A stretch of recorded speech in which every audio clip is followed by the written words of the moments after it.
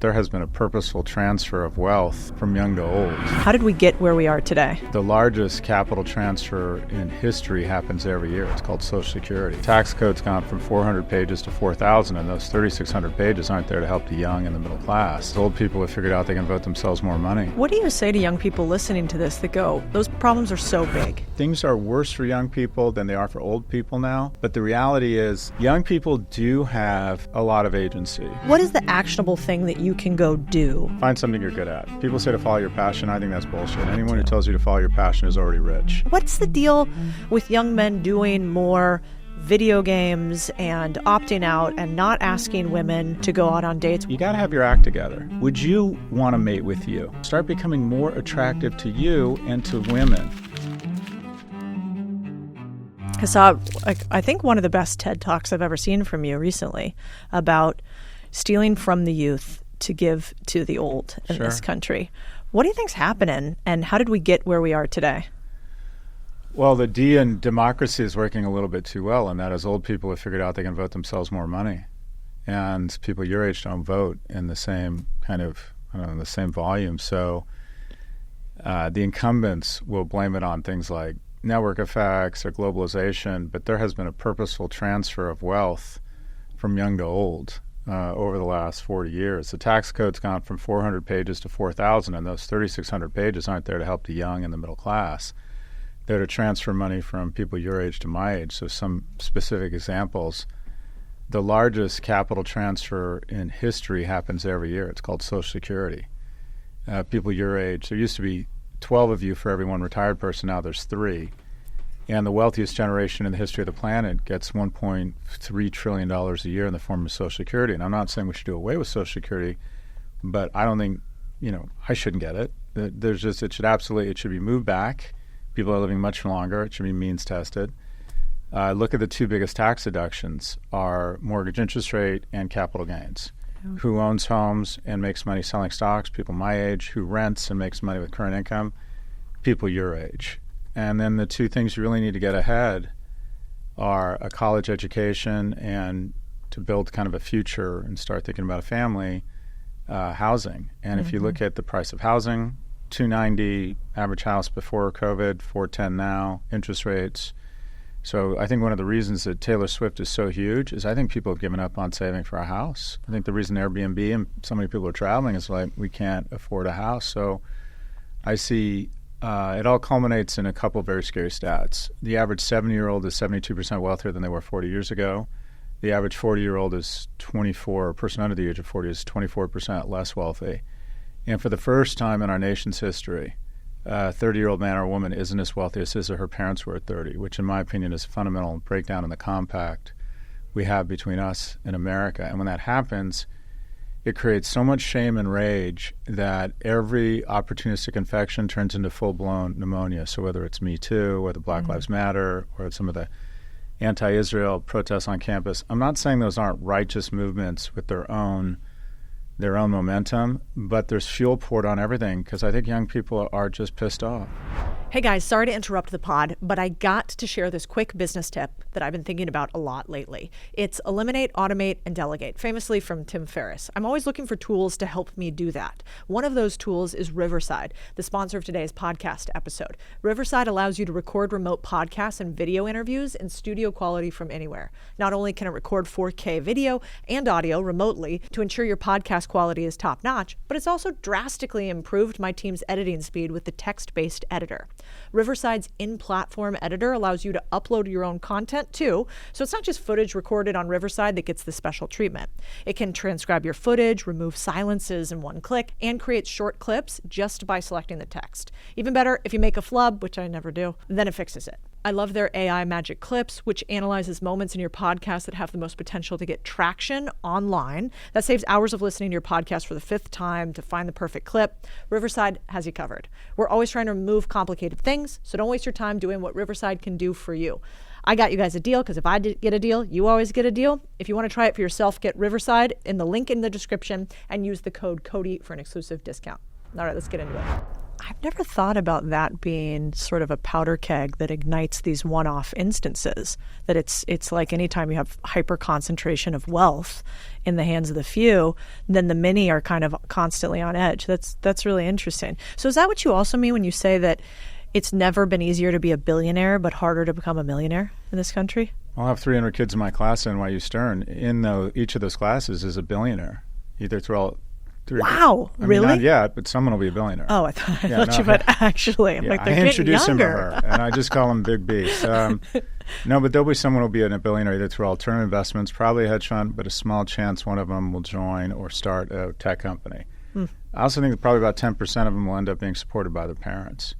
Whereas when I got out of school, it was pretty much everyone made a very good living. Some people did really well, but everyone did fairly well. Mm-hmm. So our economy has definitely become more of a Hunger Games. The Gini coefficient's gone up. And some people would argue that's a good thing. We believe in winners and losers.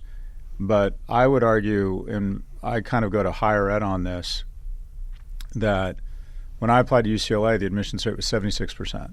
And I didn't get in. I was one of the 24% that got rejected. And I applied a second time and I got in. This year it's going to be 9%. And the artificially constrained supply among the elite institutions, and the kind of gestalt in America is that we want to identify a super class of freakishly remarkable kids and then turn them into billionaires, as opposed to trying to let in as many kids as possible and give them a shot at being millionaires. So I think the gestalt has changed a little bit in the U.S., where we romanticize these stories of people dropping out of school and becoming billionaires. I can guarantee every parent that 99% of your kids are not in the top 1%. And it feels like we've sort of fallen out of love with the unremarkable kids. Yeah, I agree. I also find it shocking how big the endowments of the universities are at the same time that we have education costs for universities going up so high and sort of like a declining ROI that kids are getting from universities. What do you think about it? Because you're not quiet about the things that you don't like about universities while also working in one. Well, my industry is arguably one of the most corrupt, maybe with the exception of social media. I work in a corrupt industry. People are under the impression that we're nice people with our Labradors, watching PBS every night, and that we're noble people. We're like everybody else. Academics and administrators wake up every morning, look in the mirror, and ask themselves the same question, and that is, how do I increase my compensation while reducing my accountability?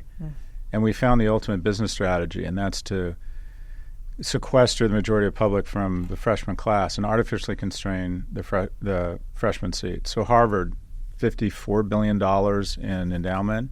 It's grown its endowment 4,000% in the last 30 or 40 years, up 40-fold. It's grown its freshman class size 4%. So it admits 1,500 kids on 55,000 applicants.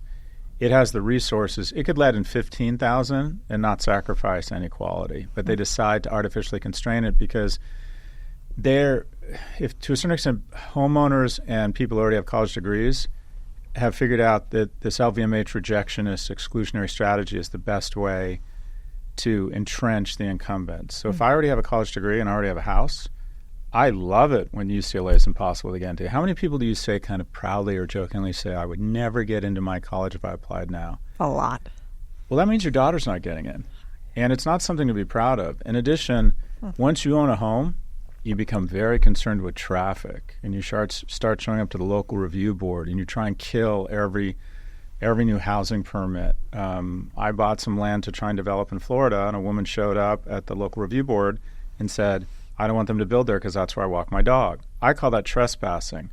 They decided to do a study and delay their approval another 3 months. So putting housing permits or taking them out of the hands of officials and putting them in the hands of homeowners, you have absolutely no incentive to ever approve housing if you're a homeowner, because an absence of new housing makes your house go up in value.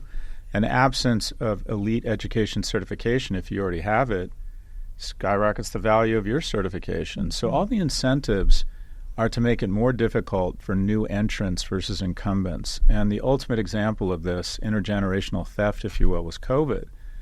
And that is 1 million people dying from a virus would be bad, but what would be tragic is if we missed an opportunity to make my generation much wealthier.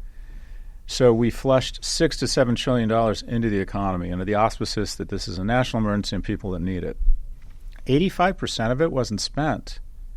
So 85% was saved. meaning 5 to 6 trillion was just kind of like, let's flush money into the market.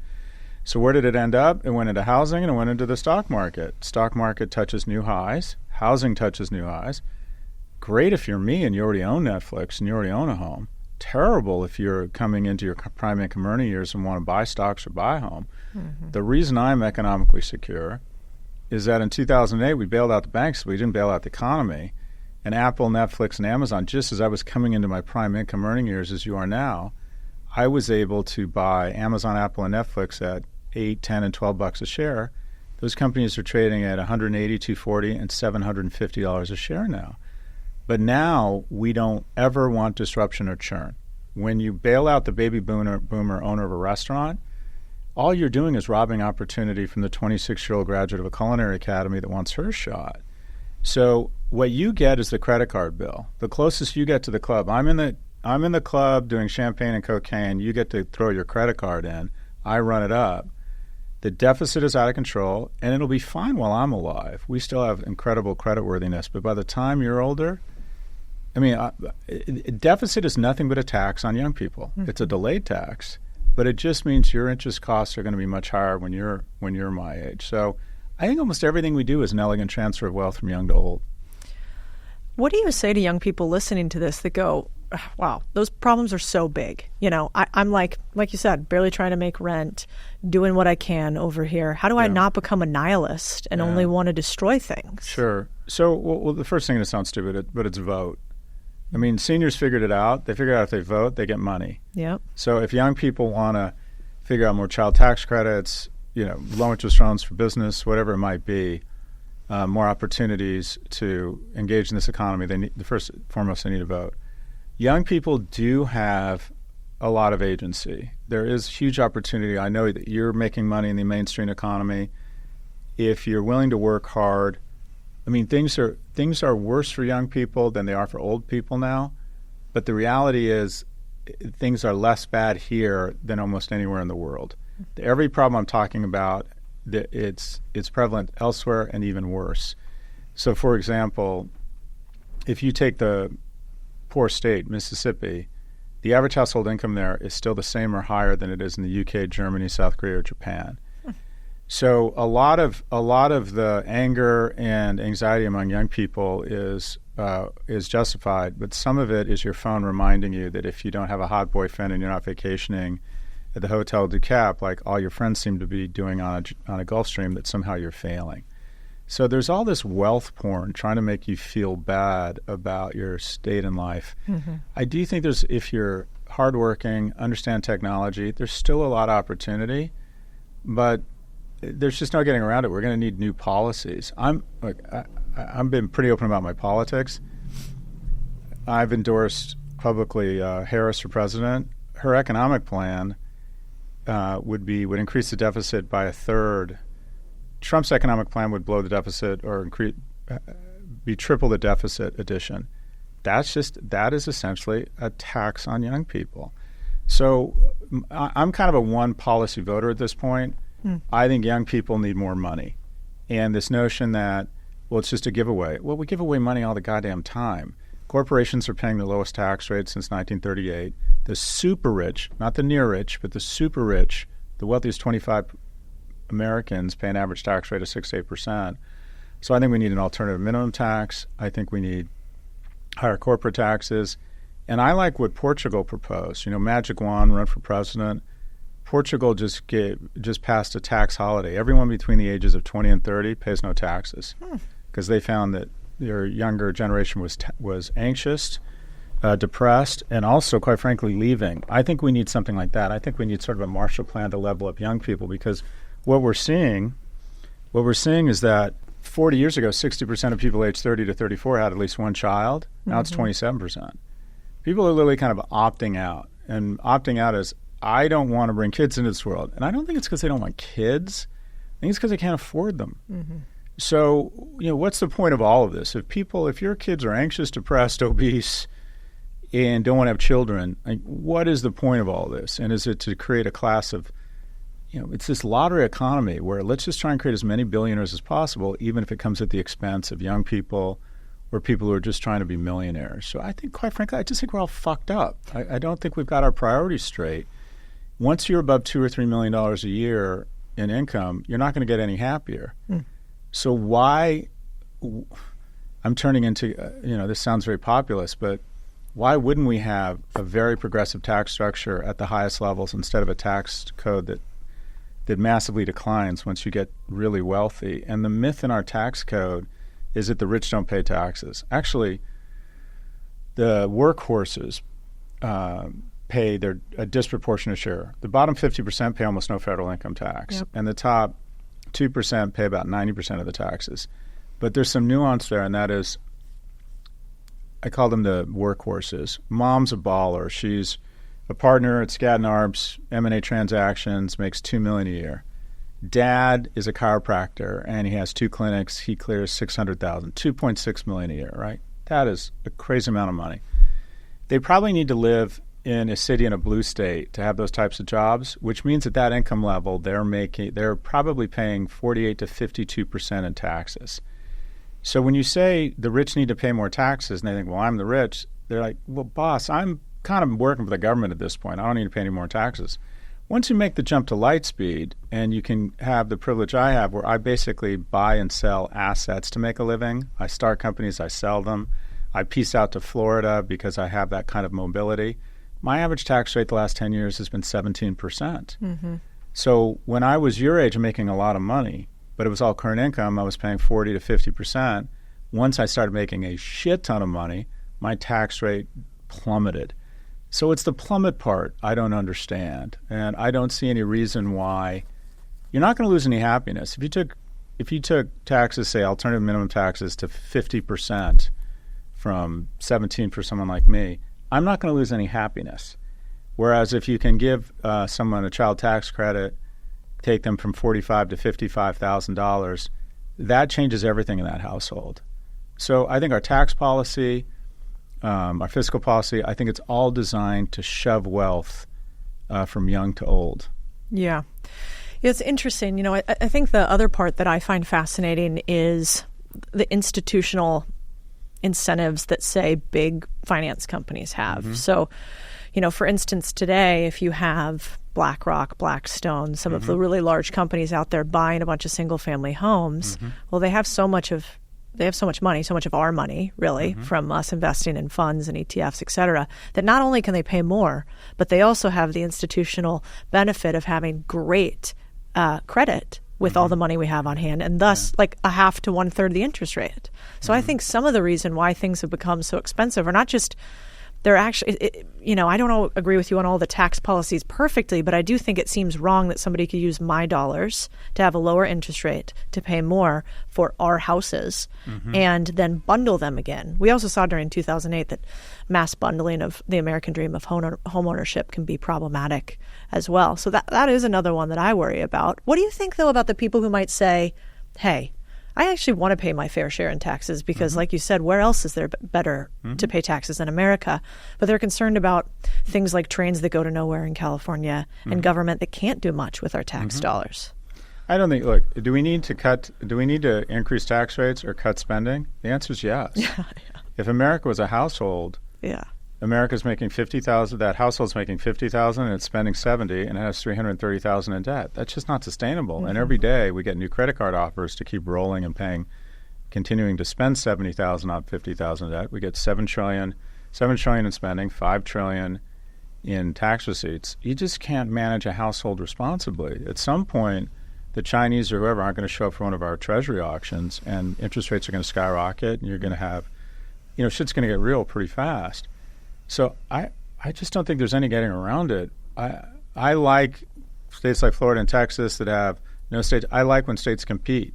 And I think ultimately competition is probably going to bring down sort of this out-of-control spending in some of the blue states because people are leaving. I think it's good to have intrastate competition. Government, when an economy goes above sort of 32% of spending as the government, it just becomes very inefficient.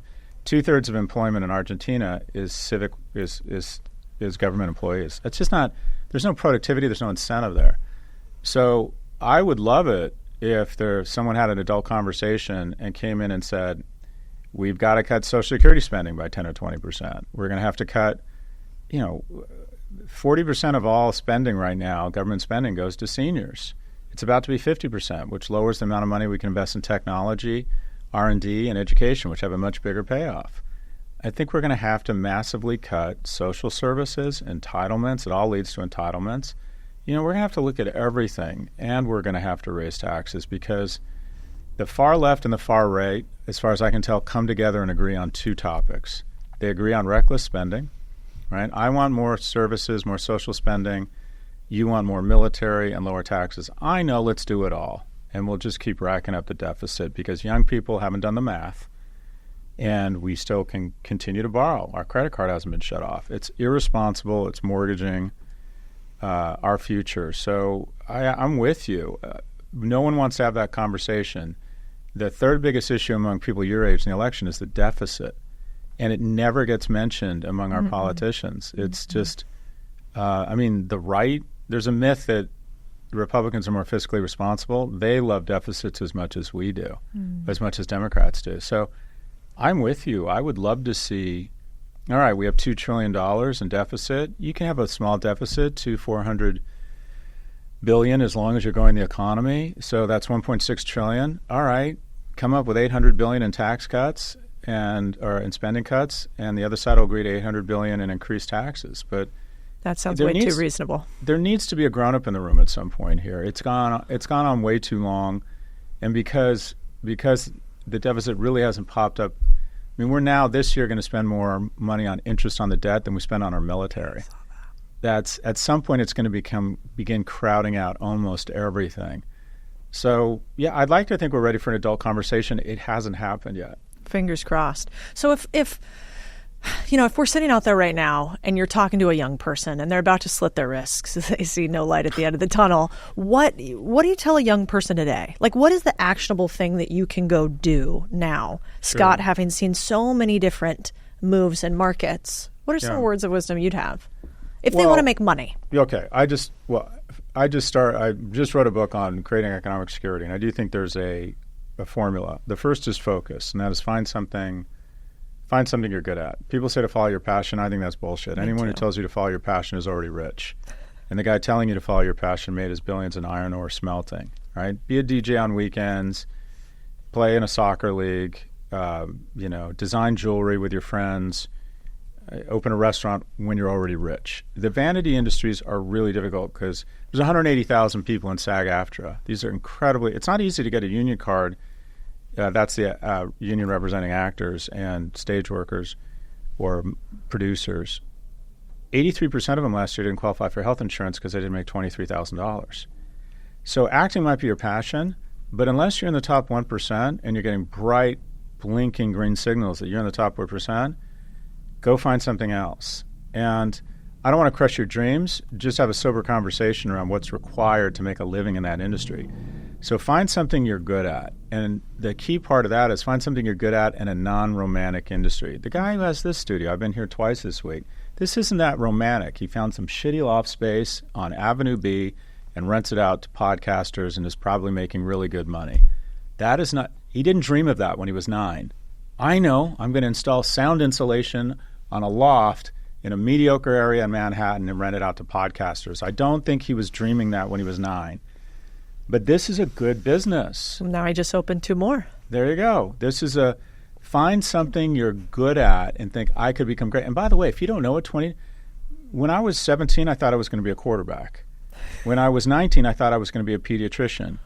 When I was 22, I thought I was going to be an investment banker. I got a job with an investment bank. I ended up in business intelligence and analytics. I didn't even know what that meant until I was 25 or 26. So try and find your job in your 20s is to workshop and find something you're good at and maybe could be in the top 10 or the top 1%. And forgive yourself if it doesn't involve college, because 2/3 of kids don't end up in college, and there's this industrial shaming complex. I've been at these parties. Did you hear, Max dropped out of Rutgers? And it's like, oh, shame. The parents have fucked up. The kid is a failure. 2/3 of our kids do not end up with a college degree. Workshop stuff, find something you could be good at, maybe great. It might be, being a tax accountant. Okay, do you understand, are you willing to go to college? Are you willing to get a CPA? Do you understand numbers? Do you understand the tax code? Are you good with clients? Because if you can become in the top 10% or the top 1% of tax lawyers, those people get to fly private and have a broader selection set of mates than they deserve, which makes them really passionate about the tax law. I am so passionate about analytics because it gave me the ability to take care of my kids, take care of my dad, have crazy, outrageous vacations, and remove stress from my key relationships. Passion comes from artistry, mastery, and economic security. So whatever that thing is that gives you the ability to make some good money that you're good at, maybe even great at, in an industry that's not sexy, you're going to become passionate about it. I'm building a home right now in London, and there's the soapstone guy or the marble guy, and he's this Iraqi immigrant, and everybody knows him. He can tell you everything about the veining and the marble, and I was very open with him, and he's been open with me. He makes 2.1 million pounds top line. He has a marble company. He clears about 800,000. That's pretty good margins. Yeah, he's a guy in his 40s. He's been in marble since he was 28, and he's passionate about marble and soapstone because it affords him a really nice life, and he's great at it. And he gets a lot of camaraderie. He gets a lot of prestige, relevance, pride, ability to take care, to be economically secure. So the first thing is focus. Second thing is I call it stoicism, but the one thing that's in your control is spending. You got to develop a savings muscle when you're young and see if you can get alignment with your roommates or your romantic partner and gamify saving money. Even you got to figure out, you got to have a savings muscle that you can flex. When I was a junior in UCLA, I wasn't going back for my senior year unless I saved $3,000 through the summer. I had 11 weeks to save $3,000, earn and save. So everyone in the fraternity knew who the 4 kids were who didn't have money. I went to UCLA. I was in a fraternity with mostly Jewish kids in the Valley. They all had money. There were 4 of us that everybody knew were broke. Like our parents weren't helping us. We moved in together in a room in the house, and we had a whiteboard, and we gamified spending. I spent $78 a week, including rent and food, for 12 weeks. I ate top ramen, bananas, and milk. My big treat is every Sunday night I'd go to Sizzler. You ask your parents. And for $4.99, I was on the crew team. The entire crew team would go, and we would go there at 3 p.m. when it opened, and we'd stay till 8 p.m., and we would just eat several million calories. And it was fun. I mean, I would have rather had more money, yeah. But the ability to gamify, and especially with a partner, save money and start investing, if you're young, you got to figure out that savings muscle. And it's getting reward from other things, getting reward from fitness, from friends. The nice thing about being young is you don't need as much money to have fun. There's this Instagram generation that thinks you got to have a Birkin bag or go to Coachella, have fun. When you're in your 20s, pretty much like beer and making out is a pretty good brap. There's a lot of cheap shit out there available for 20-somethings. Plus, you can't really do it after you're married. Yeah, then it gets much harder. Or actually, it doesn't get harder. These days in Austin, Poly, though, pretty big. It doesn't get harder, it gets much more expensive. So, it's true. Anyways, I call it stoicism, but getting a savings muscle. The third is time. For the majority of our time on this planet, we haven't lived past 35. So young people just cannot imagine they're going to live to be 100. And most of them are. And they also can't calibrate how fast time is going to go. Wow, my life has gone really slowly, said no one ever.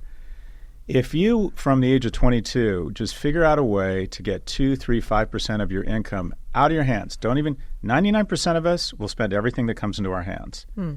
You have the brightest people in the world with a godlike technology hitting you at the exact right moment, a chance to upgrade from economy to economy comfort, to add flourless chocolate cake with your panini, whatever it is, right? Telling you deserve this, it's worth it. There's 2 people looking at this hotel room. There's only one left. Buy now. Find a forced savings mechanism, 2 to 5% in your 20s. When you're my age, you're going to be fine. You don't start until your 30s, that's fine, but it's going to need to be 5 to 10%. It's going to be closer to 15 to 20 when you're in the 40s. But you're going to live longer than you think. Time is going to go fast. Well, I'm only going to get 9% in the markets. Well, okay, that means in 24 years it's going to be up 8-fold. So the power of compound interest in time. And then the final thing where I really screwed up was the power of diversification. And that is, I've always made a lot of money. I came out of the gates hot, starting e-commerce companies, and I was raised or came of professional age where you were told, be in it to win it, go deeper, go deeper. And my company was about to go public, and I was that guy that borrowed money against his stocks to buy more stock. So when 2000 hit, I went from looking at jets, no joke, to broke. Clawed my way back, 2008, all my money was in tech again, boom, broke again. And that was about the time my first son came along, which was really upsetting. But diversification is your Kevlar, and that is, 2 weeks ago I found out I made one of my biggest investments. I invested $5 million in a tech-based healthcare company, Tier 1 VCs, baller CEO, best investors, had to elbow my way to get in. That's a big investment for me. It went out of business last week. That's a zero for me. But I don't invest more than 3 or 4% of my net worth in any one thing. So it ruined my hour, but it didn't even ruin my day, and it certainly didn't ruin my week. Diversification is your Kevlar. The moment you have anything resembling an asset base, you want to try and take pieces of it and put it in stuff that is uncorrelated as possible. Yep. I'm about to invest in a aircraft maintenance company in El Salvador. I just want anything that's away from my tech world. I now appreciate diversification because once you have an asset base, the way you get rich is probably through a little bit of concentration, your own business. You double down on a house, you fix it up, you flip it, whatever it might be. But the way you stay somewhat rich is through diversification. And I didn't realize that. I was always reading these stories about Steve Ballmer borrowing stock, Fred Smith doubling down on FedEx, Mark Zuckerberg never selling a share.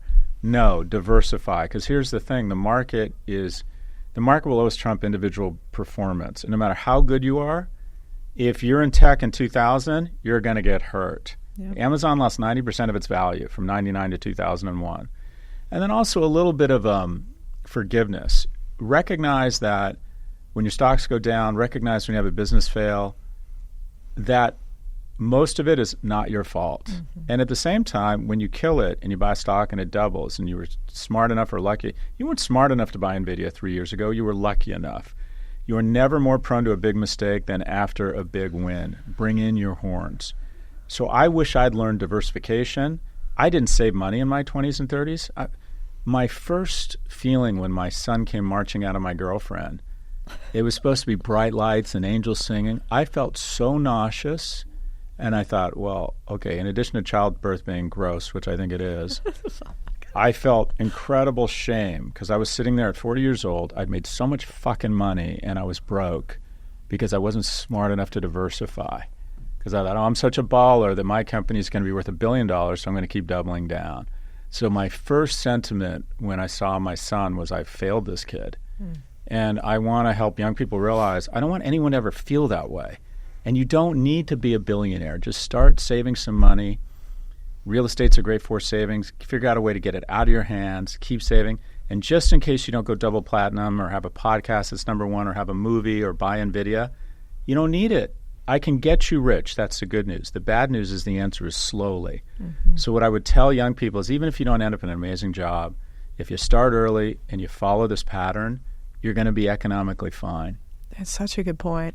I think there's a lot of porn these days about, sleeping on floors, sleeping on couches, and that's the only way to make it, too. And that if you want to be successful, you have to go all in on your business. And I don't know about you, but I never wanted to do that. I never wanted to sleep on the floor if I didn't have to. Yeah, I didn't want to have to sacrifice everything early on. I wanted to work really, really, really hard. But I think in finance we get lucky because we learn that. From an early age. And for most young people today, if they watch anybody who's had success, they go, well, they went all in. And it goes back to your point. I don't think I'm a top 1%er. I think we should all have a little bit more humility. Assume you're going to fail more and then you won't. And then I always giggle, when people say they want to be a DJ. You go, you know how to become a DJ? Become the CEO of Goldman Sachs. It's more likely. DJ Soul. Yeah. And you buy your way onto the stage. You know who else buys their way onto the stage? Paris Hilton, Shaq. 100%. How does Shaq make his money? Fucking chicken stores now and car washes, which I love as well. So I think you're right. Well, I went to the U.S. Open and I thought, okay, I'd rather be Nadal or Federer, the number 3 or number 4 ranked tennis player. I'd rather be because I get to go to the U.S. Open and sit in great seats and I'm not stressed and throwing up in the, I'd rather be the number 1 or number 2 player in the world. I coach a lot of young men, and I had this kid. He got into MIT. but he had a chance to play basketball. He's played basketball his whole life at what I call a pretty mediocre school. I'm like, boss, go to MIT and buy a fucking basketball team in 20 years. Like, what are you thinking? The sports is a terrible business. It's, if you do the math on what's required to become a basketball player, it is much easier to win the lottery. It's just crazy. So you need to have, what I tell young people is you can have it all, you just can't have it all at once. And you need to have a sober conversation around the trade-offs. And a lot of times what people don't take into account is, you can control your spending. And there's nothing wrong with cutting your spending and saying, I'm not going to live to work, I'm going to work to live. Well, fine, but you're going to need to lower your cost of living. And there's nothing wrong with moving to St. Louis and dual incomes, make 80 or 100 grand. You can get a home for that, have a really nice life. But be clear, if you expect to live in New York and you expect to have, I survey my kids. When I say my kids, I mean my students. 70 to 80% of them expect to be in the top 1% of income earners by the time they're 35. Do they realize it's the top 1%? Well, no, because I think the top 1% income now is like 700 grand. Yep. They don't think of that as that much money. I mean, the average compensation at NYU Stern is $212,000 first year. So they think, okay, within 7-8 years, I should be making $600,000 or $700,000, and a lot of them will. But if you expect to be in the top 1% and maintain a lifestyle in New York or LA or one of the super cities, you're going to have to work pretty hard. You're going to have to, I had some fun growing up, but I would say that from the age of kind of 25 to 45, I didn't really do anything but work. Yeah. And it comes at a real price. I would say I lost my hair, I lost my marriage, and it was worth it.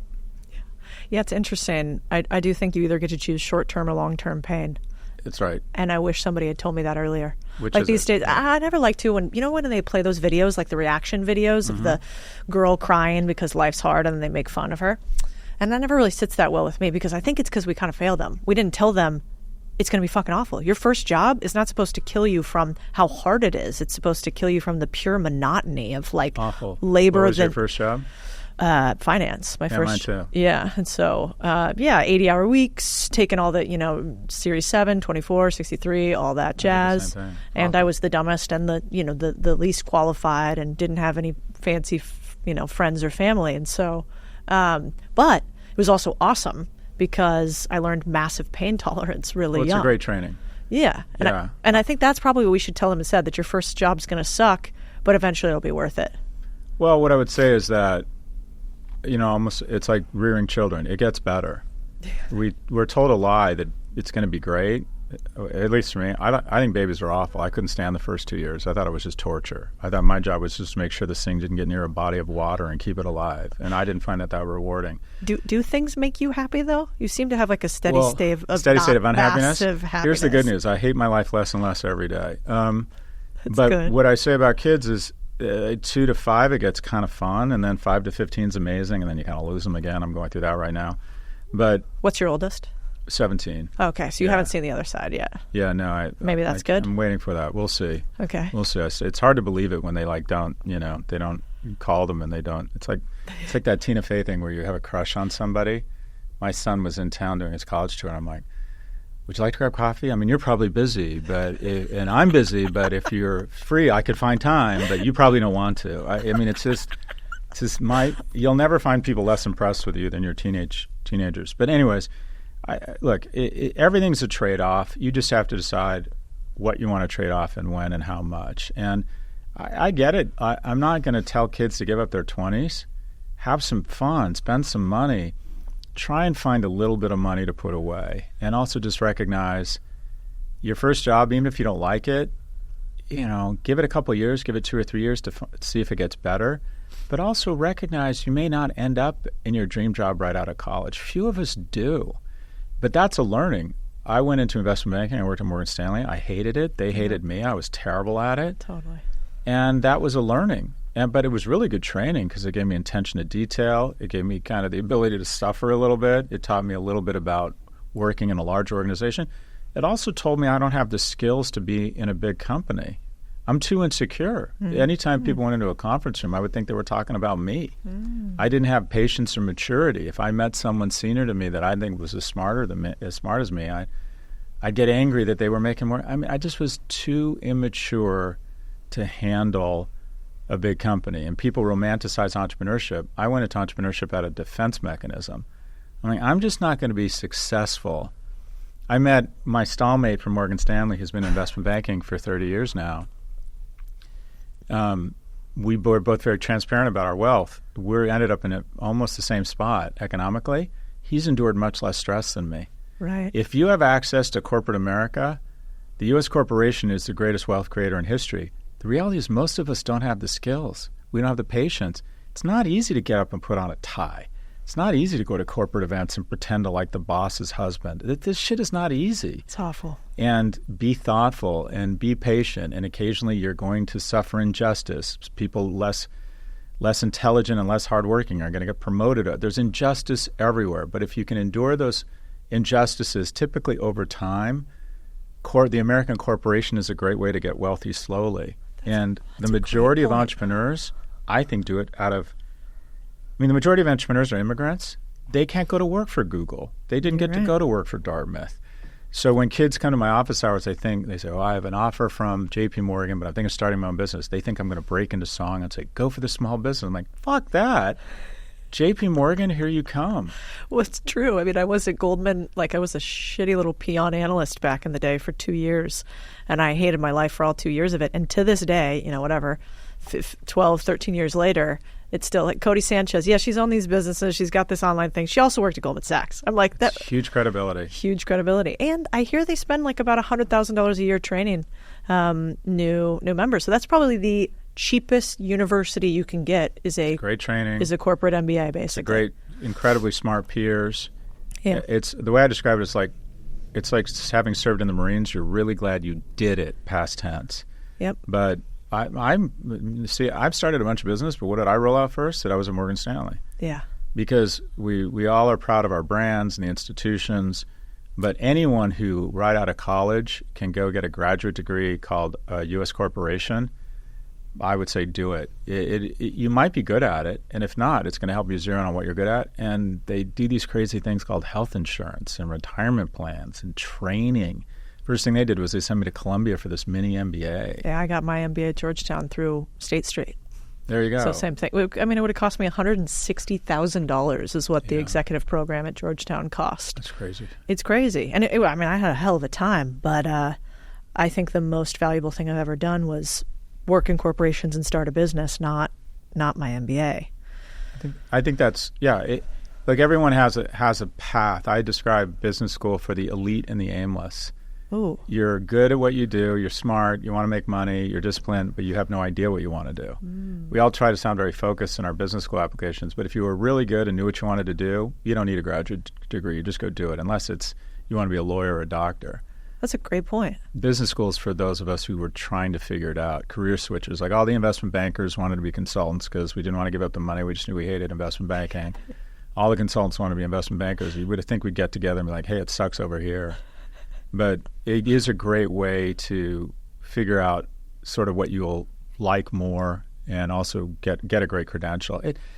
For the first time, business school is not a no-brainer. When I applied, it was a no-brainer. Tuition was $2,000 a year. Wow. Yeah, my total tuition at UCLA and Berkeley as an in-state student was $7,000 for 7 years, total tuition.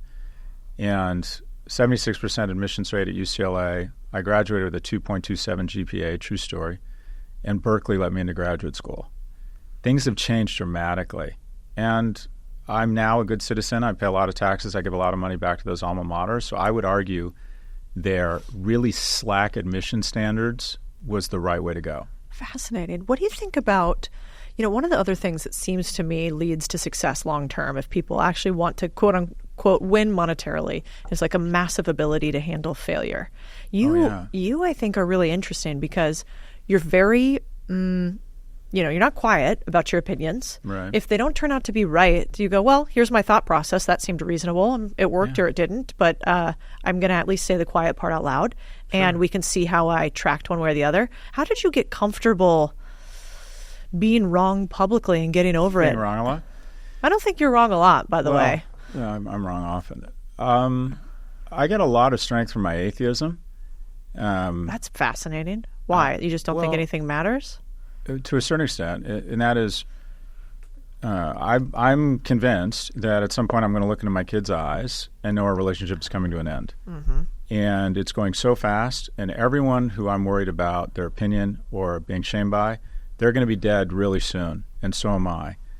So I think a recognition of the finite nature of life and your insignificance gives you a little bit more courage to try and squeeze as much juice out of this lemon as physically possible. And I do try to live out loud. And when I screw up, I try to forgive myself, because when someone else publicly fails, when they say something stupid or they have a business fail, most people will never be entrepreneurs because they don't want to risk public failure. It's humiliating. That's my biggest fear. Most guys, especially nowadays, don't approach a woman they're attracted to because they're worried about rejection. And what you realize, or what I realize, and it's been my superpower, is my ability to move through fail. My superpower is rejection. I ran for sophomore, junior, and senior class president in high school. I lost all 3 elections. And based on my track record, I decided to run for student body president, where I went on to, wait for it, lose. I've started 9 companies. 4 have failed, 3 are kind of a tie, got the money back, and two were hits. All you need is 1. Yeah. 1 out of 7 businesses succeeds, so I started 9.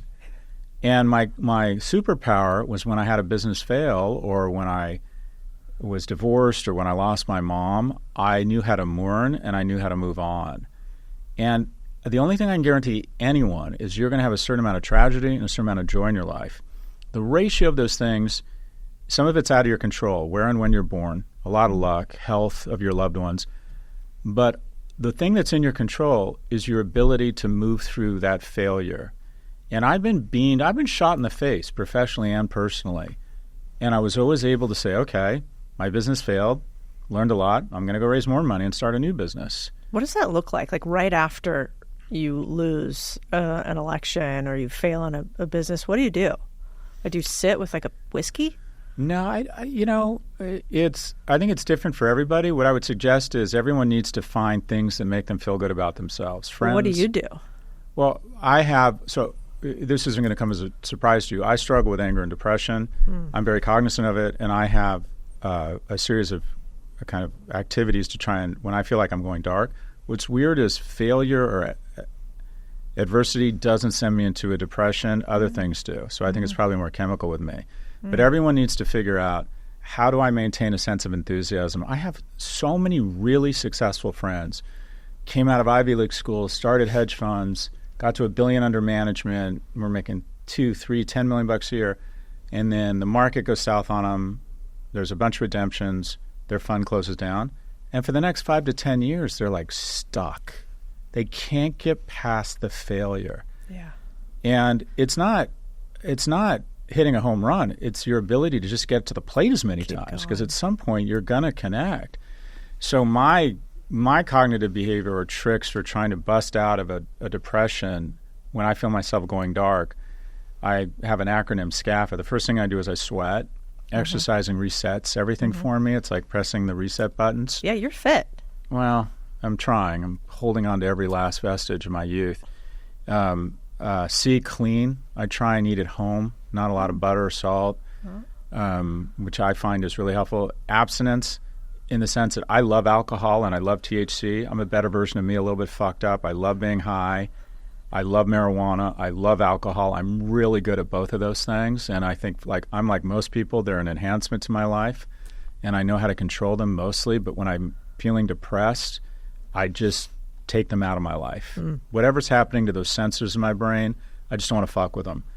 F is for family. My kids are so awful that they force me to take myself out of my own head and stop focusing on my own shit. They're just, if I can be around my boys, I know that they will come up with reasons why I need to focus on them. That's actually quite healthy. And the A is affection. I will tell my kids jokingly I'm not feeling good, and they know that means we watch TV, they'll throw their legs on mine, I let my dogs on the couch. Physical mammal touch, I think it's very restorative to me. So whenever I feel myself going dark, and the way I feel myself going dark is I start just getting pissed off at everyone and everything, and I start feeling really down on myself. I get quiet, I get withdrawn, and have trouble sleeping. And I'm like, but I've gotten to a point where I recognize it, and I can snap out of it. But your ability to move through failure, your ability to endure it, you want to punch above your weight class professionally or romantically, get used to rejection. Most people aren't willing to endure rejection. Yeah, you stop caring about it after a while, I think. Well, you kind of like inculcate yourself against it. I've had disasters professionally. I've had a company go Chapter 11. I've had stocks 18 months after I invested go to zero. Mm-hmm. And I can get through it. I don't mind it. I've been single. I can't tell you the amount of rejection I've endured from women. And that's the reason I'm with somebody who's much higher character and much hotter than me, is all the women who reject it. I was fine. I could get past it. I wasn't scared of approaching people to ask for money, to ask them to come to work for me, to ask them to be my clients, to ask them to go on a date with me. That is the key to my success, is an abundance of rejection. This is a slightly inappropriate question, but have you ever tried psychedelics? Mm-hmm. And that doesn't make you less of an atheist ever? Like, have you done like where you do the whole thing and you put on the eye mask and you lay down and you see the spirit world? I did it in Austin, actually. Yeah, that tracks. Yeah, I did. I just did a massive hit of ketamine. Yeah. That's the only time I've ever really done psychedelics other than mushroom chocolate. I loved it. It was a ton of fun. I learned a lot. About yourself? Just intentional about. Yeah. I went in very intentional. What is my purpose? What is my purpose? Yeah. But no, I'm pretty convinced that whole death thing is going to be just a wonderful long sleep. I don't. Yeah. And by the way, I want to acknowledge that as an atheist, our belief that kind of the world was nothing and then it exploded, that's pretty ridiculous too. I don't want to in any way try and poo-poo religion or faith. I think it's a tremendous source of comfort for people. I've always enjoyed going to church and temple. I like the community. But no, I don't have an invisible friend, and I think at some point I don't think this is a dress rehearsal. I think this is my first and last act. There's something beautiful about that, though. I always loved that Emma Bombeck quote where she says, when I stand before God at the end of my days, I hope I can say to him that I have not one drop left. I use everything he gave me. Right. And I think she was an atheist, so it's funny that she used God in the quote, but I think that's kind of what she meant. She's like, just leaving it on the line, like whatever's left. Yeah, leave it on the field. Who is the great, was it a Mexican artist, Frida Morena, the one with the unibrow? Oh, Frida Kahlo. Frida Kahlo. She had this great quote. She said, I want my exit to be glorious and I don't want to come back. Oh, that's on brand for you. There you go. I like that one. So Frida. Yeah. That's right. Yeah, okay. I could see that on one of your next thumbnails for one of your podcasts.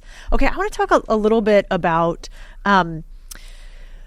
I want to talk slightly about young men today, because I think increasingly you're talking to them in particular in a way that's not so hard, bro, you got to do X, Y, and Z. It's like sophisticated, which I think speaks to a lot of this generation. Yeah. What's the deal with young men doing more video games and opting out and not asking women, to go out on dates? What are we doing, and how do you get around that as a young man? Well, first, let's look at the numbers. There's no group globally that's ascended faster than women. There are more women globally seeking tertiary education than men. And when you look at, there's probably 40 or 50 nations that don't allow women to seek tertiary education. Actually, I don't know if that's true. Does tertiary mean university? Yeah, higher education, college and graduate education. More women are in graduate school now, higher education globally than men. Yeah, that's a wonderful thing. In the last 30 years, the number of women elected to some form of parliament or electoral body has doubled. Women are killing it. And by the way, I don't think there's anything we should do to get in the way of that. Single women own more homes than single men. Women under the age of 30 in urban centers are making more money than men.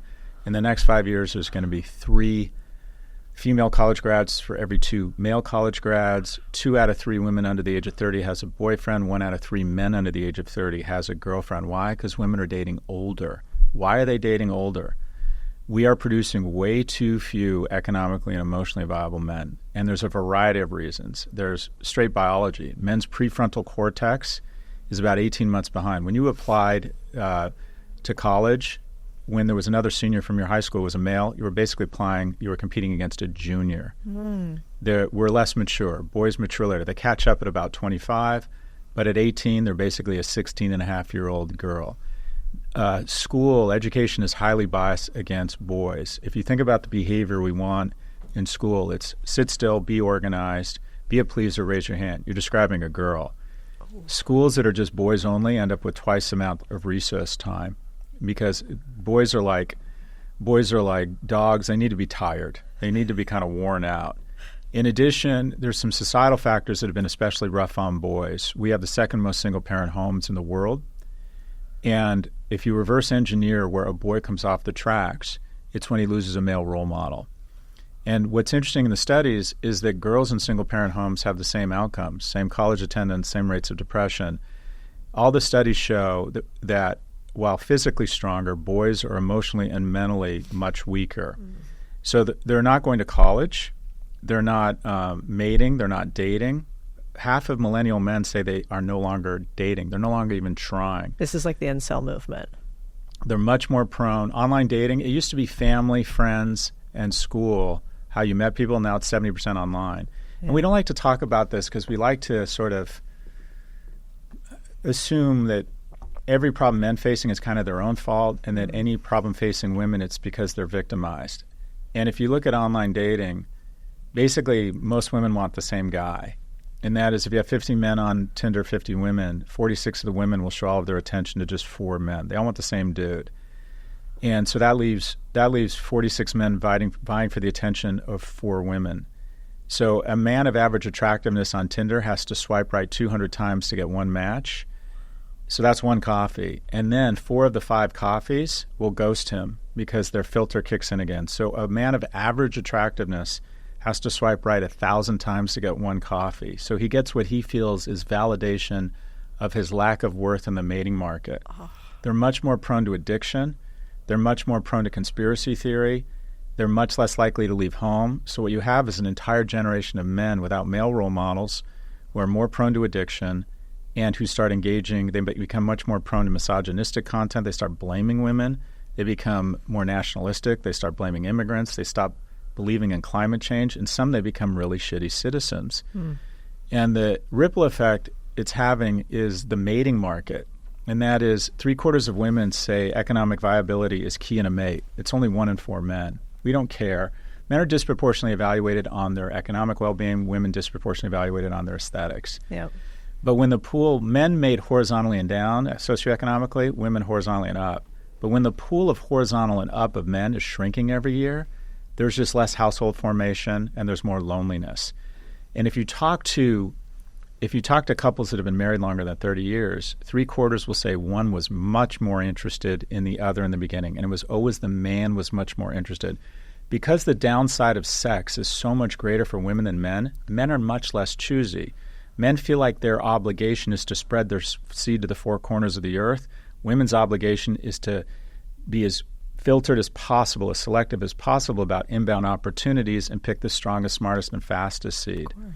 So what you have is men, essentially women are much choosier than men. And when they're not going to church, not going to softball league, not going into work, men have very few venues to demonstrate excellence.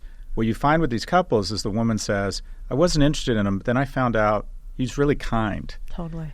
I liked his hands. I liked the way he smelled. I saw him present to a client. I started getting attracted to him. He made me laugh.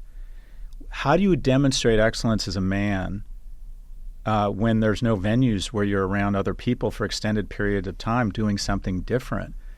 You know, I was just in Israel at the Nova Music Festival Memorial, and I met this battalion of IDF soldiers, 90 men, 90 women, all outside, all fit, all meeting each other. They're finding mentors. They're finding business partners, co-founders. They're finding mates. Where does a young man demonstrate excellence? If everyone's meeting online and everyone wants the same dude, it creates a few things. It creates a cadre of men who feel like they've been rejected by women, and it creates this environment. If you're in the top 10% of men, it's never been better. But it creates this Porsche polygamy environment where the guys who are the kind of the most attractive males, quite frankly, they have so much opportunity, it doesn't encourage long-term good behavior. So you end up with a cohort of men who feel totally rejected, and you have women who have found dating just across the spectrum is just a little shittier. That the guy they want is not interested in a long-term relationship, and everyone else, really, they don't have venues to kind of, if you will, fall in love. And the result is loneliness. And so I worry about young men not engaging with work, not engaging. One in 3 jobs used to require a college degree. Now it's 2 in 3. And in some universities in the Northeast, it's 2-to-1 women to men. So they aren't getting the qualifications. They're much more prone to addiction. And the deepest resource companies in the world are all trying to convince young men that they can have a reasonable facsimile of life online. You don't need friends. You can go to Reddit and Discord. You don't need to work. Just trade crypto or stocks on Coinbase or Robinhood. You don't need to shower, get in shape, have a plan, endure rejection, get out of the house, figure out how to make a woman laugh, be persistent, endure rejection. You got YouPorn. So you have, and I feel as if almost we're developing a subspecies of mostly males that are totally asocial, asexual. And once they get kind of into their mid-late 20s, they're still living at home, and they haven't developed those skills around socialization. I don't want to say they don't become savable, but they become very hard to pull out again. Yeah. And the people I hear from most on this, when I started talking about this 3 years ago, I was accused of being misogynist because there's a gag reflex from a lot of feminists who are like, oh shit, it's Andrew Tate again. Not recognizing that having empathy for men doesn't mean you're anti-women. There needs to be a more productive conversation. Civil rights didn't hurt white people. Heteronormative marriage or gay marriage didn't hurt heteronormative marriage. Nor acknowledging the issues facing men doesn't hurt women. Young men are 4 times as likely to kill themselves. They're 3 times as likely to be addicted. They're 3 times as likely to be homeless. They're 12 times as likely to be incarcerated.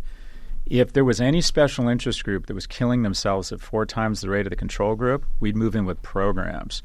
Going to NYU down the block, you're going to see Black Women's Support Group, Women in Consulting, Golden Seeds, Venture Capital for Women. There really aren't a lot of support groups for young men because of the privilege I recognized, because of the fact that men have had a 2,000-year head start. We're kind of holding 19-year-olds accountable, 19-year-old males. And what we're finding is there's real knock-on effects in our society. And generally speaking, when I hear from these mothers, they say the following. I got 3 kids, 2 daughters, 1 son.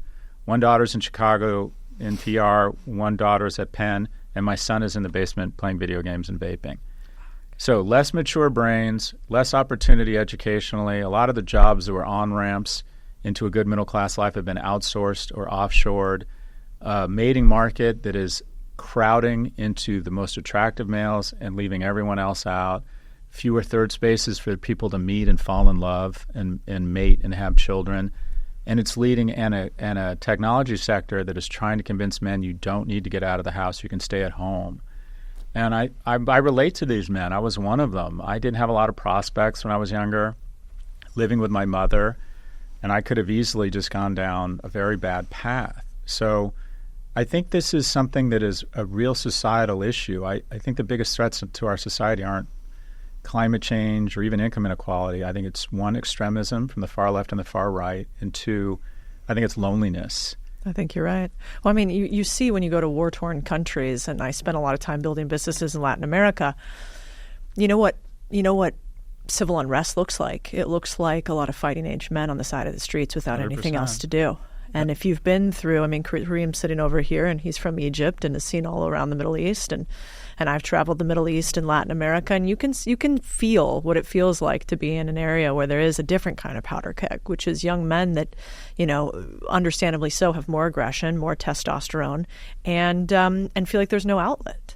Nothing to lose. Yeah, 100%. And you know what's interesting though, a small little spark of light. I think we're in Austin, like I was telling you, and we've been trying to find a church, and so I'm Christian and grew up Catholic, and I wanted to find a place we're going to have kids. I think it makes sense. It's a good way to install ethics and morals, in my opinion.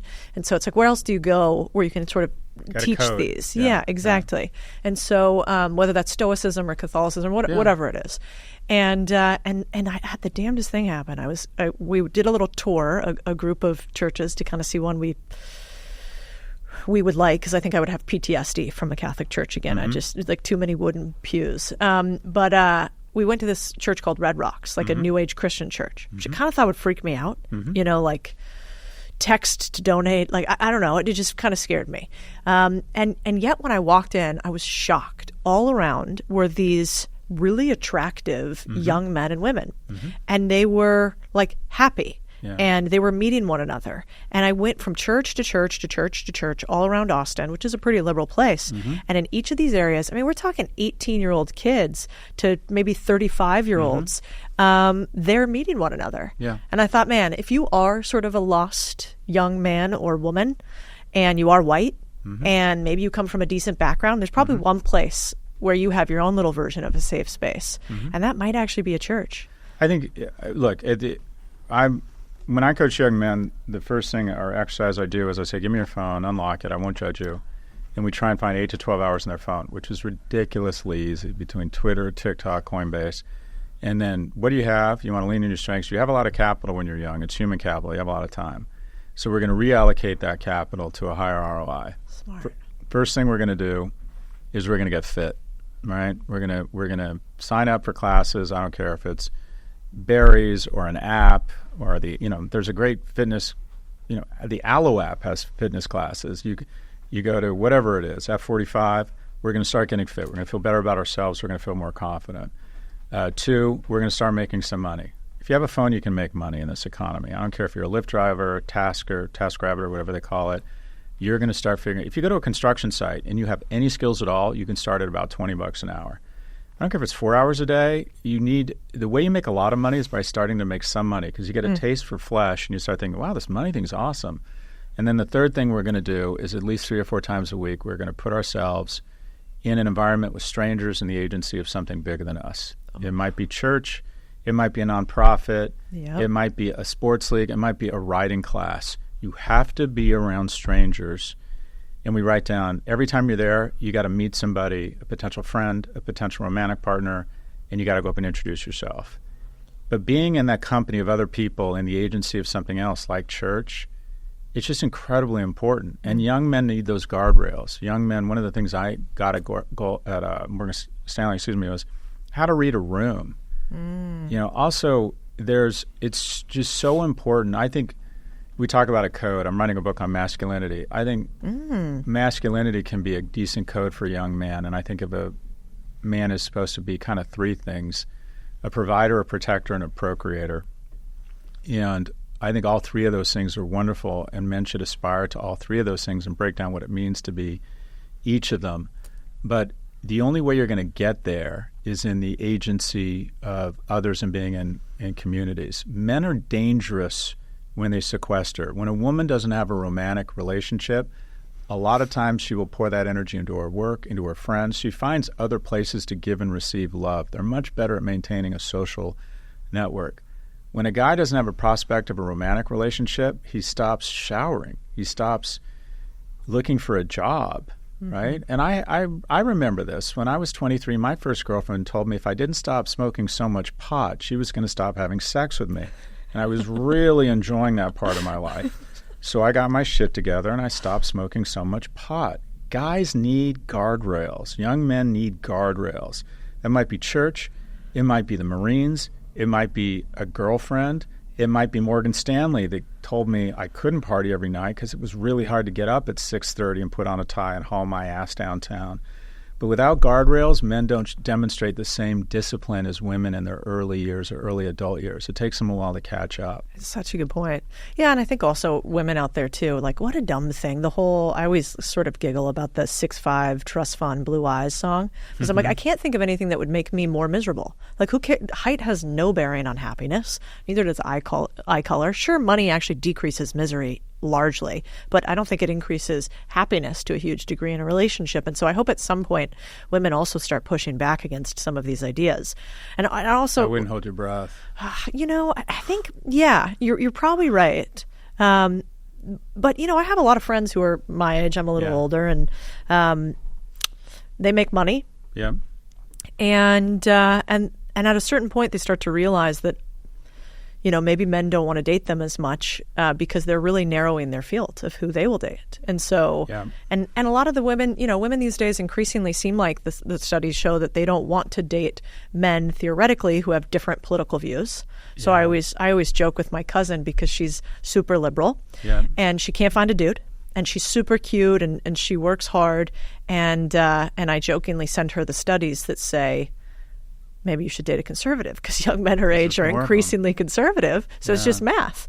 And also, by the way, polarity seems to work out pretty well for most of us. Maybe we should. My mom and dad had two different political perspectives for like our entire, lifetime growing up. And now they're married for like 40 some odd years. Yeah, there's something to the yin and the yang. I like that saying that the best marriages are one person loads the dishwasher like a Swiss architect, the other like a raccoon on meth. I'm the raccoon. Yeah, I'm the same way. My partner will make me load the dishwasher because she gets angry that I add no value, and I'm like, well, I've never added any value. Nothing's changed here.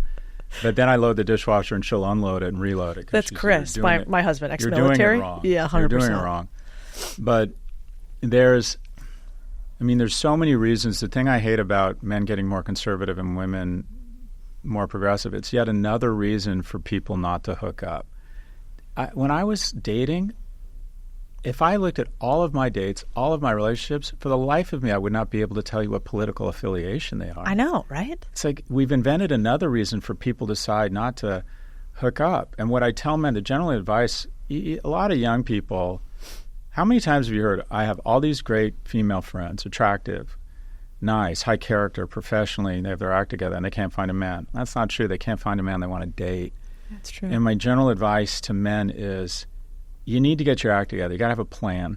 What's your plan, right? Every woman is subjectively or implicitly or explicitly is going to try and figure out, does this dude have a plan? You don't need to be a baller. You don't need to have a fast car and a beautiful condo. But you need to have a plan. Like, I am thinking about this shit. You need to demonstrate discipline. One way you demonstrate discipline is you're in really good shape. It says, I have my act together. I know how to commit to something. I have, I take pride in achievement. You got to have a plan, right? You got to be kind. You got to demonstrate a certain level of I want to call it aggression, but you make the plans. This is where we're going to dinner. You have manners. You pay, right? None of this. I was talking to this guy the other day, like, asked him about his date, and he's like, it's great, and we split the check, and I'm like, let me guess, you didn't have sex. I'm like, no one is ever going to kiss you.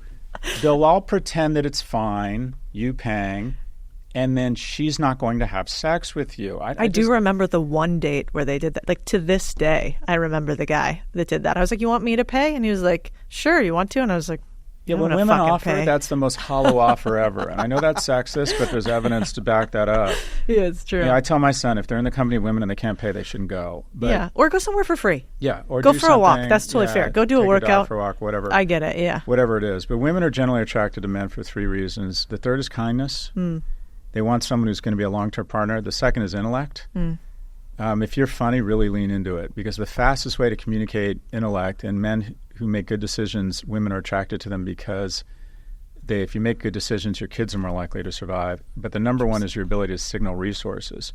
Now, the easiest way to signal resources is to show up with a Rolex and a BMW, but also having a plan is signaling future resources, right? So you just have to be thoughtful about those. And what I tell men is, you got to have your act together. You got to say, would you want to mate with you? Start figuring out. Start looking in the mirror. Start looking the way you dress. Christ, you have bad breath? What is it, man? Get your act together. Start becoming more attractive to you and to women. What I coach women around is what I call the second coffee. You can't tell women to lower their standards. That's just not. But what I say is, if you go on a date and it's not sparks, but maybe it was nice, but you think, oh, there was no chemistry there, give it a second date. Because a lot of couples that have been married found that the woman who's much finer filter, she started to find, he was able to demonstrate excellence over the medium term, and she fell for him. Second coffee. Like, unless it's just awful or it just not, I'm not going to tell anyone, I can't tell anyone to lower the standards, but give it a second coffee. You just don't know.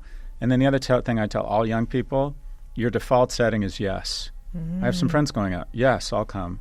Oh, there's a dinner. Oh, there's a lame corporate event. Yes, yes, yes. Return eye contact. And what I tell men is, approach strangers. And if you express romantic interest or you go up to someone and they're not interested, you're both going to be fine. You're both going to be fine. And men get a lot of mixed signals in the professional world around the difference around where contact could be harassment. And I'm like, if you don't know the difference between expressing interest and harassing somebody, you have bigger problems. But something we don't like to talk about, 1 in 3 relationships begin at work. Yeah. And 99% of them are consensual. That's and there's been some my horrific, first husband. There's some horrific abuses of power in the workplace. Those people should be fired or worse. But it's okay to meet people at work. There's been 12 marriages at the companies I've started. I see that as a mitzvah. I think it's a wonderful thing. I love that. So anyways, I'm worried that young people, we aren't creating the economic stability, the economic prosperity, or even inventing the third spaces, whether it's church, national service, parks, leagues, nonprofits, a chance for them to meet, a chance for them to get together and quote unquote fall in love. And we're regressing to a more primal vision of mating where a small number of men get to procreate. 80% of women have procreated. It's only 40% of men throughout history. And we're moving back. 80% of, say that again? 80% of women have procreated, have had a child. And 40% of men, only 40% of men have. Because generally speaking, the middle class is an accident. A group of men in the middle who are attracted to women is an accident. It happened in World War II. 7 men came home from war. They demonstrated excellence. They were in uniform. They were in good shape. And the government flushed a bunch of money into their pockets with the GI Bill, the National Highway Act. So there were a lot of very attractive men coming home, and it started the baby boom. And these loving, supportive, confident households created this prosperity and this progressive outlook. We're like, let's give women a shot. Let's give non-whites a shot. Everybody, this prosperity and rights shoved into the middle class is such a wonderful thing. We should shove it into as many corners as possible. That's the greatest innovation in history. But it started with young people having more economic opportunity and, quite frankly, a group of men that were more attractive to potential mates. And what we have in our society right now, unfortunately, is too many men who are just not economically or emotionally viable. Yeah, it's beautiful. What a beautiful disaster. I think where I kind of want to end is maybe not the most of high notes, but I think important to note, and I love some of your writing on this. A little wrap up here. Let's talk about another boom, not the baby boom, but the LBO boom and what happened with leverage buyouts in this country and what happened with sort of the few owning much, because I don't think the average person quite realizes what's happened right underneath our nose. Sure. I look at it mostly through the lens of, so I'm not one of these people that thinks all private equity and buyout firms has been bad, because I know a lot of dentists and people who own lawn care and people who own chiropractic clinics who have found liquidity by a private equity firm coming in and trying to consolidate it, consolidate the back end. So I think capital coming into the market is actually a good thing for people. Where I see a concentration of power is across industry. One firm controls 2/3 of all social media. One firm controls 93% of the $300 billion search market. There's 3 chicken companies that control like 80% of chicken. We have allowed so much concentration of power that the rents they can charge on consumers, on marketers, go up every year. So Amazon 20 years ago, if you were a third-party marketer or third-party reseller selling your products on Amazon, they took about 20% of your gross dollar volume. Now they take 45% because they kind of own the market. If you don't sell on Amazon, you're kind of not selling online. So this concentration of power that has raised rents across corporate America and, quite frankly, raised rents across parents. I know TikTok's bad. I know Snap's bad. Like, how do I tell my kid to communicate with his friends back home if I get him off Snap? That's it. You know what? These companies have so much power. I'm going to tell my kid not to have an iPhone? So there's so much concentration of power that the rents have gotten greater and greater and greater. So I go more towards antitrust. I think there needs to be a lot of breakups.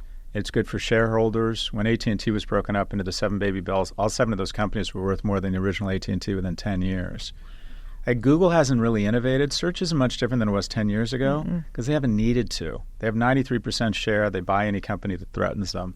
Microsoft, too, with the suite of products. I mean, they just basically recreate any product that comes out there in the marketplace that they can put inside of a Microsoft suite. That's right. And they're a perfect example of the power of antitrust because in 1999, they were found guilty of monopoly abuse and they were ordered to break up. And even though they overturned the ruling, they stopped bundling and putting companies out of business. So if there hadn't been a DOJ ruling against Microsoft in 1999, we'd all be saying, I don't know, bang it. Google is a function of antitrust. So the ability, once companies get too big, breaking them up and auctioning the environment, there's more people, the rents for labor go up. Employees do better because there's more people bidding on their time. There's more tax revenue. Shareholders traditionally do well. PayPal used to be owned by eBay, and they spun it. It's now worth, I think, 15 times what eBay is worth. So taxes, more entrepreneurship, higher salaries, more shareholder value. The only person that loses is the CEO, who generally wants to sit on the Iron Throne of all 7 realms, not just Westeros. So I would argue the way to oxygenate the market would be to go through industry by industry and break up. Launching a tech company is really difficult right now. There's a lot of bigger players, and there's just a concentration of power across industry that is very hard to break into. And they donate a lot of money to Washington. There's regulatory capture. Why do I have to buy insurance to get a mortgage? Because they're in bed with each other, right? I think there's a lot that can be done to make small business and bring down the costs for regular consumers through antitrust. The private equity market, I'm of two minds. Is there abuses when big players come in? Yes, but at the same time, I like a lot of capital in the market bidding on entrepreneurs' businesses. There's a person on the other end of that pool maintenance company that just got bought. That guy, his son doesn't want to go into it, right? And he's got a nice little business. And a private equity shop comes in and says, okay, I'll pay $1 million for your business. You work here for 4 years and you have a way out. So I'm of two minds, and I work with a lot of private equity firms, and I've generally found that they're good people trying to, who pay well. So I can understand that there's some situations where they come into a company, lever it up in debt, let it go out of business, raid the employee pension fund. I find a lot of that is a bit made for the business section of the New York Times. I don't think they're as mendacious as people think. Now, venture capitalists, I think that's another story. Yeah. So I think there's some nuance there, but generally speaking, I'm a fan of capital coming into the small business market. Yeah, I totally agree. Well, I also think, to your point in the very beginning, everybody's looking for a way to make more with less risk. And so I think the concern is always not that private equity is evil, or even that Google and all of them are evil. It's just, how do we make sure that our perverse incentives of always wanting to win individually do not overcome everything else? And so I get concerned when I see private equity go from owning 4% of the private businesses to 20% over a depending on how you measure it, somewhere between a 10 and 12-year period. But man, you could say the big four are much more of an instigator on the public market than the private equity companies are on the private market. 7 companies are responsible for a third of the returns. One company, Apple, is worth more than the entire UK stock market. I mean, we have this illusion that the stock market is really robust. I know. There's 7 companies that are driving the majority of the return. If you tell me what stocks you have, if Amazon, Apple, Facebook, Google, Meta, Nvidia, Netflix, and I don't know if the other one's Microsoft, if you don't own one of those 7 stocks, you've underperformed the market and your returns are probably flat. What do you think about people who say, the argument today is Vanguard, State Street, and BlackRock own, let's call it 80% of the S&P and 40% of the broad market. But then people will say, but they're passive. They're passive investors. What do you think about that? Do you think they actually change governance on most of our companies in the U.S. because they own them, or are they truly passive? It's a really interesting question. So concentration of ownership is just bad to begin with. Although I would argue that those industries, it's an interesting question. So there's 2 sides to it. I love low-cost index funds. You want to have some fun. Everybody believes they're smarter than your average bear. I'm not immune. I stock pick. But what I would tell young people is 70% of any of your savings, 99% of your savings is going to come from money you can't touch, whether it's equity or things that automatically go into a savings account. Low-cost index funds, I work with the brightest people in finance. I've advised the most prestigious VCs, private equity funds, and my sum net conclusion is no one has any idea. Mm-hmm. And the VCs that outperform are the ones that get better deal flow. But if you took the entire alternative investments industry, any logo on CNBC, anyone that advertises, any hedge fund, it's essentially a grift. And if you look at their performance, they've exactly underperformed the S&P by the amount of their fees. Exactly. So Vanguard, low-cost SPY, index funds, I absolutely think that's the way to go. Now, whether those funds have become so big that they dictate corporate governance and they're passive so they don't create enough churn with management, I don't know. I mean, it's an interesting theory how they've created a stasis in the market. I mean, that's an interesting question. I don't have a viewpoint. Where I take from these is I tell people, they're like, oh, is it too late to buy NVIDIA? I'm like, I don't know, but it's not too late to buy an index fund. And your 27 cents on the dollar are going to go into the Magnificent Seven. So if they double, you're fine. But if the other 493 companies have their day in the sun, you're going to get to participate.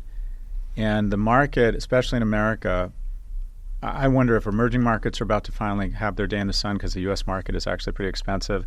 But along the lines of index or diversification, I would even suggest like index funds that have some exposure to foreign markets now because the U.S. market looks historically expensive.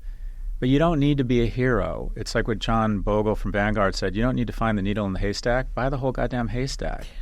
And the amazing thing about humanity is that with population growth and innovation and technology, generally speaking over the medium and long term, we become more productive and the market goes up and to the right. So yeah, pretend you know more than everyone else, have an expensive lesson figuring out you don't. Take a third, buy Dogecoin or buy whatever it is, buy the new AI company, put 70% into, and this is the key, low-cost index funds. You're in this business. People don't realize how much of their returns are eaten up by fees. No, because they hide them and they think it's just the expense ratio. Well, 2%, that doesn't sound bad. That's a 30-year return. Yeah, 100%. And then you don't add the fund admin fees and anything you have inside of it. Yeah, I totally agree. I think Vanguard's a great place to invest, an awful place to work. Unless you don't really like working that hard. Did you work there? Yeah. It's my first, it's socialism in a company. There's no meritocracy. It's kind of like if you want to progress in the military, they go, cool, 3 years, like you're at this level, and then at 3 years you can go somewhere else. That's that was my experience. It was a long time ago. That was right out of college. And, when you're young and dumb, you're young and dumb. So I don't know how much of that was just like, I'm really good. And really, I was an idiot who knew nothing. But I much preferred Goldman, even though it was hard. And I was scared I was going to get fired all the time. But Vanguard's great because you can't get fired unless you cuss in an email or maybe have some version of harassment. You get a company match in your 401k that's really aggressive. Right. They never fire anybody, and you can climb the ladder as long as you stay there forever, but you can't go fast, and that never worked out well for me. But those are different cultures, and there's people for each of those cultures. 100%. Right? And I generally find the companies, it's proximity bias because I'm around very ambitious young people being at a business school. And you're in New York versus 100%. Malvern, Pennsylvania. Yeah. And what I found is that the best companies that really outperform the market have the culture of the following. We own your ass. You're going to have no life. But this is what we're going to do. If you want to go flat out, we're going to let you run as fast as you can. And we have 30-year-olds here making $1 million. Yep. And we don't look at them and go, your time will come. You'll be VP at 45. Don't worry. Roger's above you and he's been here 20. You want to go flat out, we'll go as fast as you can run. But it's not balance. It's not paternity leave. It's not pet bereavement leave. The implicit agreement is if you go flat out here and you're good and you're talented and you devote your life to work, which is not for everybody, I'm going to put you where your parents were at 50 at 30. Yep. And there's a lot of people who want that culture. They're like, I want to go flat out. I want economic security. I'll have more balance when I'm older. There's also a lot of other people who are like, no, I want to work to live. I want to have kids. I want to have healthy relationships. I want to spend time with my parents. I want to be fit. I want to have weekends and maybe in the summer take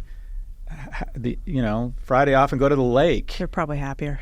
Good. Yeah, they are probably happier. There's nothing wrong with that. Yeah. And then I worked at one of my first consulting clients was Levi Strauss & Company. They were very maternal with summer Fridays, mental health counseling. I mean, really cared about their employees. And Morgan Stanley was like, shut the fuck up. We'll give you feedback once a year, and it's called a check, and you'll find out what your bonus was when it hits your bank account. We didn't even get reviews. I remember that too. You got a don't number. You remember when they were like, you get a bonus? You're like, how do you calculate it?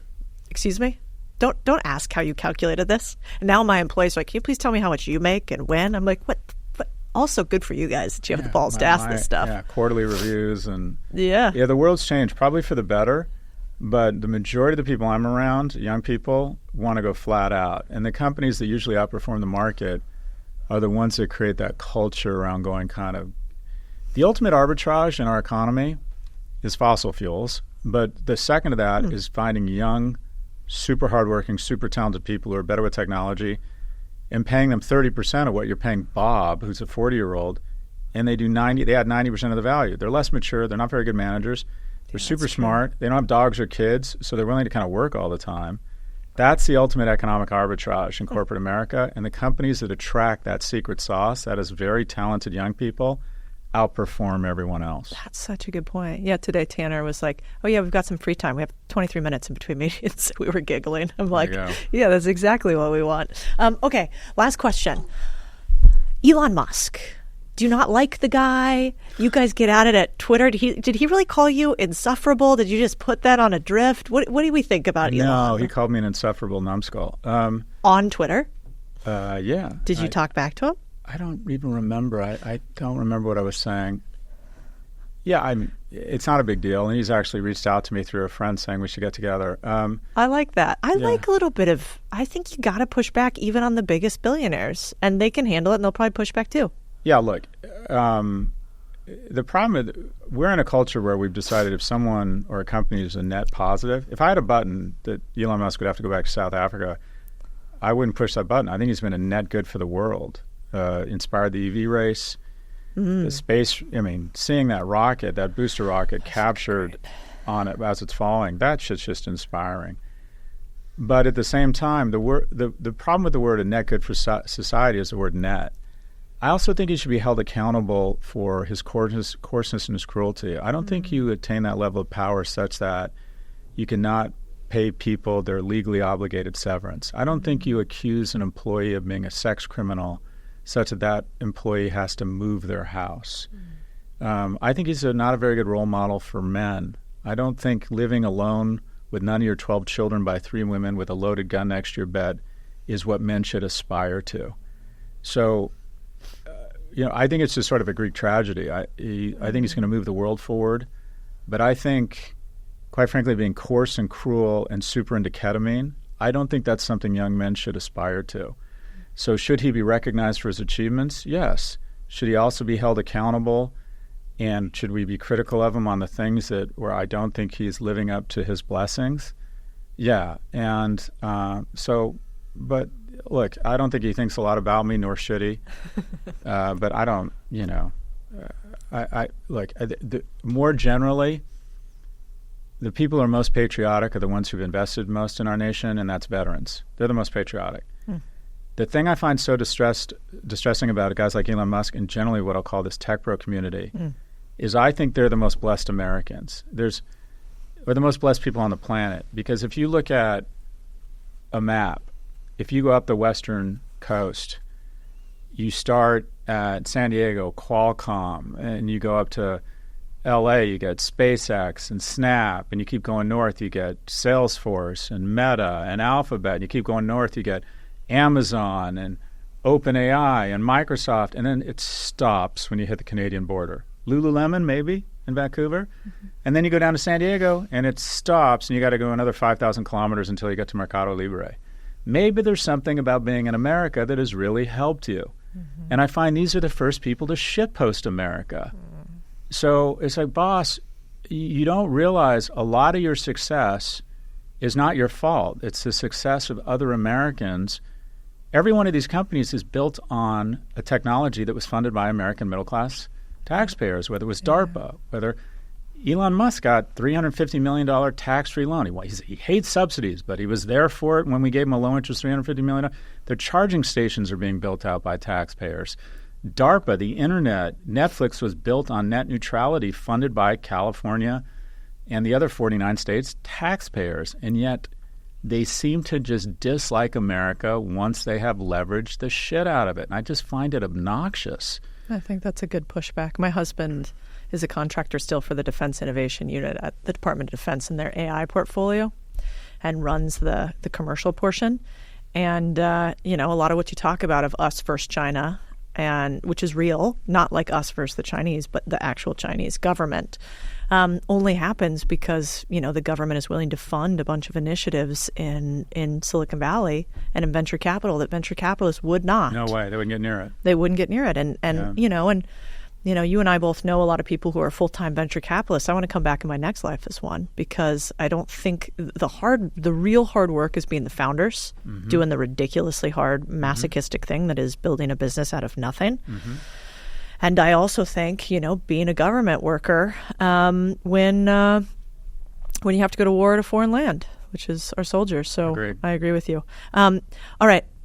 This was incredible. Thank you for being here today. This was so interesting. I learned a ton, and I know that everybody probably knows where to find you. But if I haven't said it before, No Mercy, No Malice, probably my favorite newsletter. Oh, thank you. Yeah, incredible newsletter overall. And I listened to Adrift in probably like 3 days on audiobook, and then I bought actually the real book too because the graphics are so incredible. Thank you. And I think even if people don't read books today, which is more normal, like being able to understand the world through those graphs is very easy and digestible. So if you haven't read Scott's new book, Adrift, it's really good, as are all the rest. Thank you so much for being on this podcast. Thank you, and congrats on your success. Yeah, well, you know, we'll see how long it lasts. All right, guys, I think that's a wrap. Good. Thanks, everybody.